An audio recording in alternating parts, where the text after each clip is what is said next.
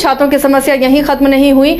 आज state polytechnical college में भी छात्रों ने विरोध प्रदर्शन किया है। राजकीय पॉलिटेक्निक कॉलेज रांची में छात्र इकट्ठा हुए। अचानक उन्हें हॉस्टल खाली करने का निर्देश मिला है, जिसके बाद छात्र आक्रोशित हो गए और धरने पर वहीं बैठ गए हैं।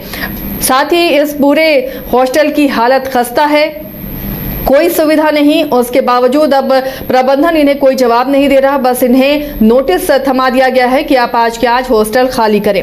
करिश्मा, क्या ये पूरा मामला है? क्यों इस तरह छात्रों को निकाला जा रहा है हॉस्टल से, क्या वजह है? जी आसिया, देखिए राजकीय पॉलिटेक्निक कॉलेज के तमाम जो स्टूडेंट है उन लोगों की तरफ से आज धरना प्रदर्शन किया जा रहा था और उनका कहना था कि एक तो नोटिस सर्व कर दिया गया है एक दिन पहले कि तमाम जो स्टूडेंट है वो हॉस्टल खाली कर दे। जितने भी स्टूडेंट वहां पर थे आसिया, उनका कहना है कि वो लोग रांची से तो है नहीं, अलग अलग जिलों से रांची पढ़ने के लिए आए हैं और अचानक से अगर नोटिस सर्व किया जाएगा तो आखिर वो लोग कहां जाएंगे। देखिए उनके तरफ से ये कहा गया है आसिया कि बीते कुछ दिनों पहले की बात है कि दो स्टूडेंट जो है आपस में भिड़ गए थे और उसके बाद ये जो मामला है ये प्रबंधन तक गया था और उसके बाद प्रबंधन की तरफ से इतना बड़ा फैसला लिया गया। लेकिन स्टूडेंट का स्पष्ट तौर पर यही कहना है कि अगर दो स्टूडेंट आपस में भिड़े हैं तो सभी लोगों को यहां पर क्यों इस तरीके का कह सकते हैं कि पनिशमेंट दिया जा रहा है। तो स्टूडेंट का कहना है कि अगर इस तरीके का पनिशमेंट दिया जाएगा दो स्टूडेंट की वजह से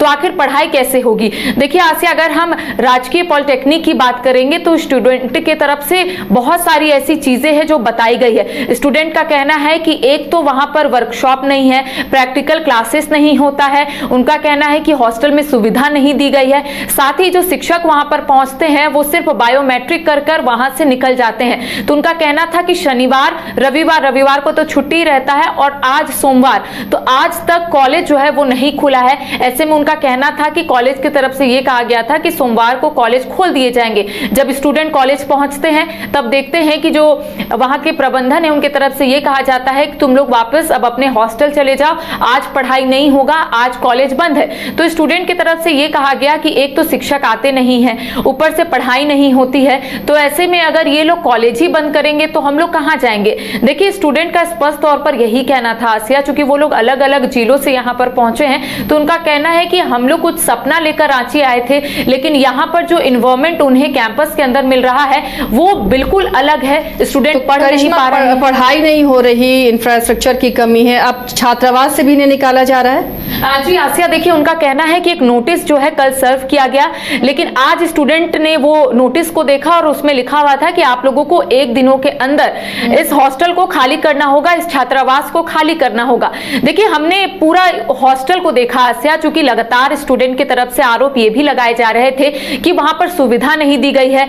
एक जब उन लोगों की तरफ से या फिर उनके पेरेंट्स की तरफ से जब इस कॉलेज को देखा गया था, जब एडमिशन के लिए स्टूडेंट पहुंचे थे तो तब कई बातों का जिक्र किया गया था कि एक अच्छा एनवायरनमेंट मिलेगा, हॉस्टल में तमाम सुविधाएं दी जाएगी, चाहे वाईफाई हो या फिर मेस हो। तो अभ्यर्थियों का कहना है कि आधा से ज्यादा चीजें जो है वो लोग घर से लेकर आए हैं। उनका कहना है कि स्टूडेंट के लिए वाईफाई का कनेक्शन दिया गया था, लेकिन आज तक वो कनेक्ट नहीं हो पाया है। रूम में पंखा नहीं है, वॉशरूम साफ नहीं होता है। साथ ही बाहर के कई ऐसे लोग हैं जो कैंपस के अंदर घुसते हैं और स्टूडेंट के ऊपर या फिर हम कह सकते हैं स्टूडेंट से पहले मोबाइल छीनते हैं, क्योंकि कई मर्तबा उनका यही कहना है कि मोबाइल फोन छीना गया। कई बार बाहर से लड़के अंदर कैंपस के अंदर घुसकर उन लोगों को मारते हैं। तो ऐसे में उनका कहना है कि सुरक्षा के नाम पर जीरो है।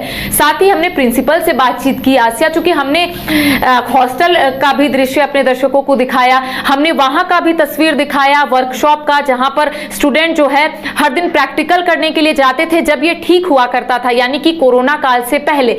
लेकिन जब हमने प्रिंसिपल से बातचीत की आसिया, तो उनका कहना है कि जब फंड रिलीज होगा तब चीजें जो है वो ठीक होगी, व्यवस्था जो है उसे ठीक किया जाएगा। लेकिन स्टूडेंट का कहना है कि फंड रिलीज हो गया है, इससे पहले भी प्रिंसिपल की तरफ से ये आश्वासन दिया गया था कि बहुत जल्द चीजें जो है वो ठीक हो जाएगी। जो भी कैंपस में कमी है, जो भी हॉस्टल में कमी है, जो भी पढ़ाई से रिलेटेड जो कमी है उसे दूर किया जाएगा। लेकिन लगभग 1 साल बीत गए हैं। स्टूडेंट का कहना है कि सिर्फ हमें आश्वासन मिला है। आज हमने जब प्रिंसिपल से बात किया तो उनका कहना है कि ऐसी कोई भी बातें नहीं है, हॉस्टल में तमाम सुविधाएं हैं, चाहे वाईफाई का हो। लेकिन अगर मैं धरातल की बात करूंगी आसिया, चूंकि मैं खुद वहां पर उस हॉस्टल में गई तो मैंने देखा कि ना तो फर्श साफ है, ना ही मेस की सुविधा है, ना ही वॉशरूम साफ है। और अगर हम कैंपस के अंदर की बात करेंगे तो कैंपस के अंदर बाउंड्री वाल भी नहीं है, यानी कि उस एरिया के अंदर कई ऐसे लोग हैं जो टेंट लगा कर रह रहे हैं। तो ऐसे में तमाम जो स्टूडेंट है उनका कहना है कि एक कैंपस है, एक पॉलिटेक्निक कॉलेज है, अगर उसके अंदर कोई टेंट लगाकर रह रहा है और वहां से कुछ ऐसे